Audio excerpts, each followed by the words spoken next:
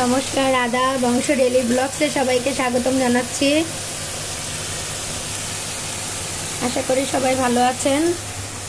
এই যে দাঁতনি মাছ, রুই মাছ আর পার্শে মাছ, সব মাছ একসাথে মিশিয়ে নিয়েছি, যেহেতু এক একজন এক এক রকমের মাছ খাবে, বাচ্চারা বায়না করে, তাই আজকে সব মিশিয়ে নিয়েছি।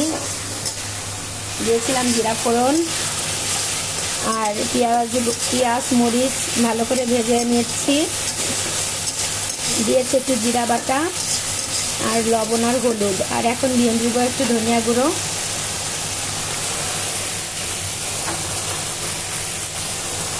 মাছটা ভুনা ভুনা মতো হবে।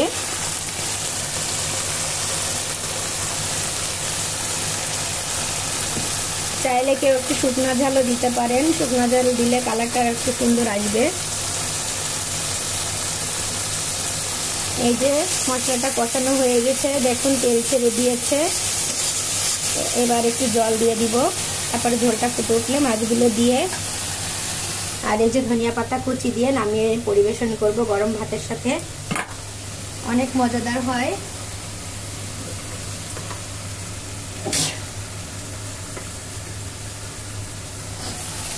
এভাবে আপনারা করে খেয়ে দেখবেন। বেশি জল দিব না, যেহেতু বোনা বোনা করব, অল্প জল দিব, হালকা ঝোল থাকবে।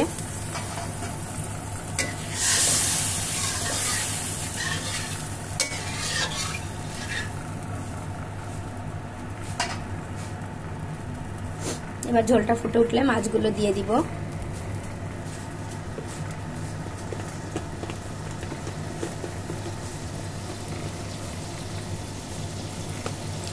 আপনারা চ্যানেলটি লাইক কমেন্ট শেয়ার করে দিবেন, বেল আইকনটি বাজিয়ে দিবেন। অংশ ডেইলি ব্লগসে আপনারা সবাই সাথেই থাকবেন। ধন্যবাদ সকলকে।